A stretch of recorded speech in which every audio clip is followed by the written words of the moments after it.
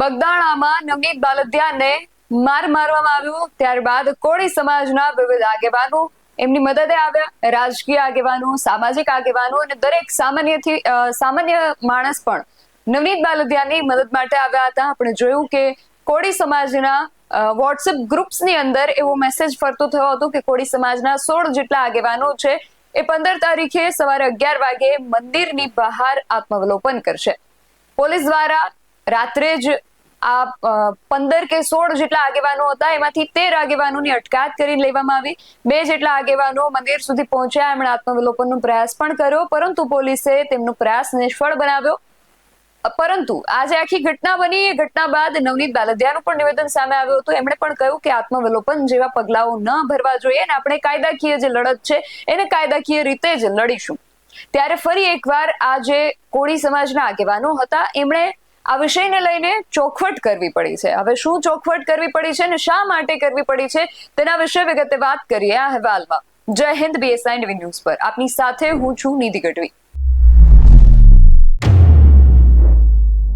કોળી સમાજના જે આગેવાનો દ્વારા વોટ્સએપ ગ્રુપની અંદર જાહેરાત કરવામાં આવી હતી કે 15 થી 16 જેટલા આગેવાનો જો નવનીત બાલદિયાને 14 જાન્યુઆરી સુધીમાં કોઈ ન્યાય નહીં મળે અથવા તો એનો જે કેસ છે એની અંદર કંઈક પ્રગતિ નહીં થાય ને કોઈ કાર્યવાહી કરવામાં નહીં આવે તો 15 તારીખે સવારે 11 વાગે આત્માવલોકન કરીશું. એ જ જે આગેવાનો છે એમની જો કે આગલા દિવસે અડધી રાત્રે જ પોલીસ દ્વારા અટકાયત કરવામાં આવી હતી ને 2 આગેવાનો જ્યારે મંદિર પાસે આત્માવલોકન કરવા માટે પહોંચ્યા હતા ત્યારે ત્યાંથી એમની અટકાયત કરવામાં આવી. પરંતુ હવે આ જે આગેવાનો છે એમના દ્વારા ચોખવટ કરવામાં આવી છે. આ આગેવાનોનું એવું કહેવું છે કે આ જે પ્રયાસ છે એ સંપૂર્ણપણે અમારા થકી કરવામાં આવ્યો હતો. આને રાજકારણ સાથે ન ભેળવવા માટે એ લોકો અપીલ કરી રહ્યા છે, વિનંતી કરી રહ્યા છે, કારણ કે ક્યાંક એવી પણ વાતો, એવી પણ ચર્ચાઓ થઈ રહી છે કે પાછળથી કદાચ કોઈ રાજકીય આગેવાન દ્વારા આવું જે કામ છે, આ એ લોકોનો નિર્ણય છે એને એ લોકોને કહેવામાં આવ્યું હશે કે તમારે આવું કરવાનું છે ને પછી એમણે આવું કર્યું, એવી ચર્ચાઓ થઈ રહી હતી. એટલા માટે આ જે આગેવાનો છે એમના દ્વારા ચોખવટ કરવામાં આવી છે. સૌથી પહેલા તો તેમને સીધા સાંભળીએ કે તેઓ શું કહી રહ્યા છે. હું અશોકભાઈ રાઠોડ, ભાવનગર, અખિલ ભારતીય કોળી સમાજ ભાવનગર શહેર ઉપપ્રમુખ. ગત તારીખ 11ના રોજ અમે સોશિયલ મીડિયામાં અમે આગેવાનો દ્વારા ચેટ કરતા હતા અને અમે એક સમાજની લાગણીથી બંધાયેલા હોય તો અમે એક આયોજન નક્કી કર્યું કે બગદાણા મુકામે નવનીતભાઈ બાલદિયારી ઉપર જે અન્યાય થયો છે અને આવા અન્યાયો વારંવાર અમારા સમાજ ઉપર થતા હોય છે, તે લાગણીઓને વશ થઈ અમે એક આયોજન કર્યું કે આપણે પણ નવનીતભાઈને ન્યાય અપાવવા માટે એક આત્મવિલોપનનો કાર્યક્રમ ગોઠવીએ. કારણ કે અમારા સમાજના આગેવાનો અને ઘણા બધા સમાજના લોકો વારંવાર બગદાણા મુકામે દોડી આવતા હોય અને આ પ્રશ્નનું કોઈ નિરાકરણ ન આવતું હોય ત્યારે અમને ચોક્કસપણે લાગતું હોય કે આમાં જરૂર કોઈ મોટા નેતાઓને છાવરવાથી આ લોકો સાથે ન્યાય નથી થતો. એ લાગણીઓને વશ થઈ અમે આજ 15 તારીખના રોજ આત્મવિલોપનનો જે કાર્યક્રમ ગોઠવ્યો હતો અને એ કાર્યક્રમમાં અમે સવારે 5 કલાકે અમને અમારી ધરપકડ કરવામાં આવી હતી એક વાડીને અંદર.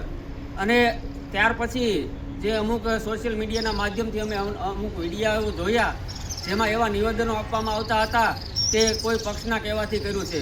તો હું દરેકને વિનંતી કરું છું કે આવા નિવેદનો ન આપો. અમે ચોક્કસ એક સમાજની લાગણીથી જોડાયેલા વ્યક્તિઓ છીએ. એક સમાજની લાગણીને સંવેદનશીલ થઈને અમે આ કાર્યક્રમ કર્યો હતો. અમારી પાછળ કોઈ રાજકીય નેતાઓના હાથ નથી, કોઈના કહેવાથી અમે આ કાર્ય કર્યું નથી. ફક્ત ને ફક્ત સમાજની લાગણીથી જ અમે આ કાર્યક્રમ કર્યો છે. જય કોળી સમાજ. જય કોળી. હું ગીતાબેન મેર.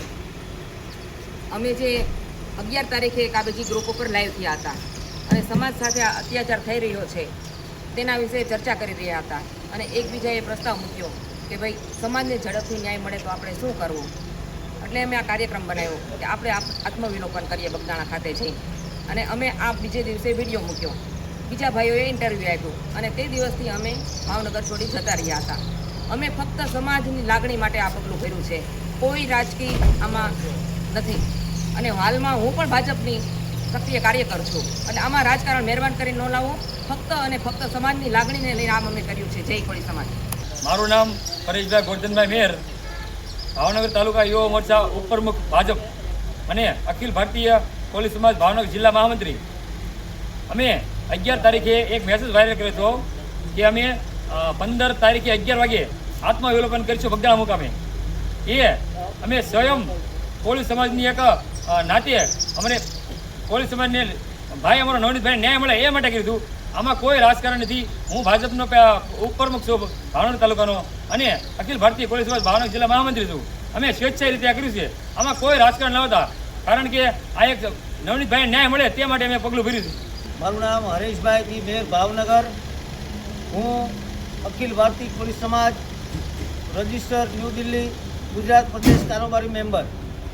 હું એક કોળી સમાજનો એક સામાન્ય સેવક છું. તારીખ 11 તારીખના રોજ સોશિયલ મીડિયાના માધ્યમથી અને સામાજિક આગેવાનોની સાથે સંકલન કરી અને કારણ કે બગદાણાના નવનીતભાઈ બાલદિયાની સાથે જે એની ઉપર જે હિસ્કારો હુમલો કરવામાં આવ્યો છે, એ હુમલામાં નવનીતભાઈને ન્યાય મળે અને નવનીતભાઈના કહેવા મુજબ જે આરોપી તરીકે જે જયરાજ આહિરનું નામ આવે છે, તો એ મુજબ અવારનવાર આવેદનપત્ર, રજૂઆત સોશિયલ મીડિયાના માધ્યમથી આખા ગુજરાતની અંદર આવેદનપત્ર આપવામાં આવ્યા.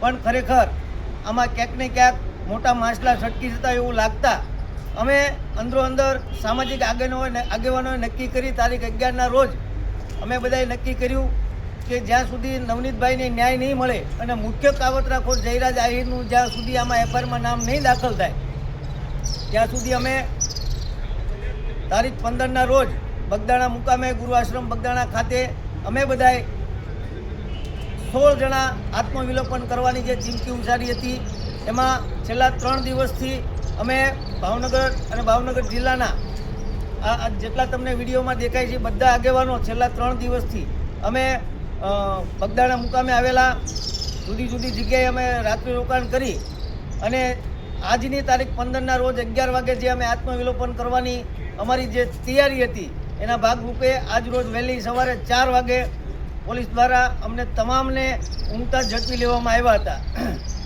આ કાર્ય ફક્ત ને ફક્ત નવનીતભાઈને ન્યાય મળે અને એક સમાજના એક સેવક તરીકે મારી એક જવાબદારીને મારી ફરજમાં આવે કે મારા ભાઈને મારે ન્યાય અપાવવો જોઈએ, એના માટેનું આ એક પગલું હતું. આની અંદર હું કોઈ રાજકીય પક્ષ સાથે જોડાયેલો નથી. આજ રોજ મને એક વિડીયોના માધ્યમથી સોશિયલ મીડિયાના માધ્યમથી મને જાણવા મળ્યું કે આમાં ક્યાંક ને ક્યાંક ભાજપને કોંગ્રેસને ફલાણું ઢીકણું કરવામાં આવે છે. ખરેખર આમાં કોઈ પક્ષાપક્ષીની વાત નથી. માત્ર ને માત્ર સામાજિક લાગણીને વશ થઈ અને નવનીતભાઈને ન્યાય મળે, પોલીસ સમાજને ન્યાય મળે એના માટેનું આખું અમારું આયોજન હતું.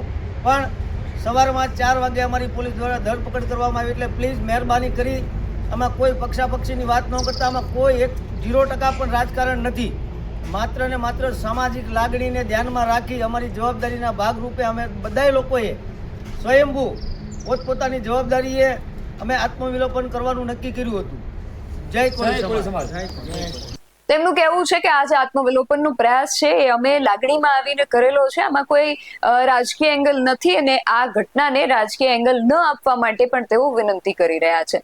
તો આ સમગ્ર ઘટનાને લઈને તમારું શું માનવું છે અમને કમેન્ટ કરીને ચોક્કસથી જણાવજો. આવા જ વધુ અહેવાલો સાથે મળતા રહીશું. તમે મારી યુટ્યુબ ચેનલને સબસ્ક્રાઇબ કરવાનું અને અમને ફેસબુક અને ઇન્સ્ટાગ્રામ પર ફોલો કરવાનું ભૂલશો નહીં.